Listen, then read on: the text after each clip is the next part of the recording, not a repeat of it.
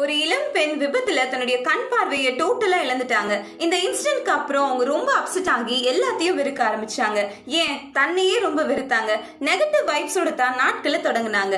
இந்த டைம்ல தான் நம்ம ஹீரோ வந்தாரு.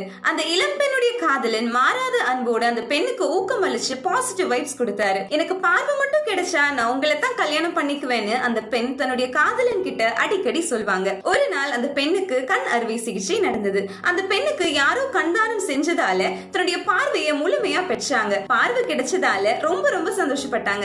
ஸ்பெஷலா அவங்க லவர் ரொம்ப சந்தோஷப்பட்டாரு. இப்பதான் உனக்கு பார்வை திரும்ப கிடைச்சிருச்சுல, என்ன கல்யாணம் பண்ணிக்கிறியா அப்படின்னு காதலன் கேட்க, முடியாது முடியாது அப்படின்னு திமிரா பதில் சொல்லி நடைய கட்டினாங்க அந்த பெண். என் கண்களை மாத்திரம் பத்திரமா பாத்துக்கோ கண்ணே அப்படின்னு உடைந்த உள்ளத்தோடும் தாங்க முடியாத வேதனையோடும் அந்த காதலன் சொல்லிட்டு நடந்து போயிட்டாரு. இப்படித்தான் பாவத்தின் பிடியிலும் இருளின் ஆதிக்கத்திலும் இருந்த நம்மள எல்லாருமே வெறுக்கக்கூடிய நிலையில இருந்த நம்மள ஒருத்தர் பயங்கரமா காதலிச்சாரு. பாவத்தை வெறுத்த அவர் பாவியான நம்மள நேசிச்சதால நமக்காக தன்னுடைய கடைசி சொட்டு ரத்தத்தையும் சிலுவையில் சிந்தி நம்மள பாவத்தின் ஆதிக்கத்திலிருந்து மீட்டாரு. அவருதான் நம்ம ஹீரோ இயேசு கிறிஸ்து. எல்லாத்தையும் தந்துட்டாரு, தன்னுடைய உயிரையே தந்துட்டாருங்க. நீ என்ன நேசிக்கிறியா அப்படின்னு அவர் ஏக்கத்தோடு நம்மள பார்த்து கேட்டா, நீ யாருன்றது போல அவர் அந்நியனா பார்த்துட்டு அவரை விட்டு விலகி ஓடி போயிடுறோம். ஆனா அழிஞ்சு போற உலக அன்பை தேடி ஓடுறோம். இது சரியா? என்னது சாரியா?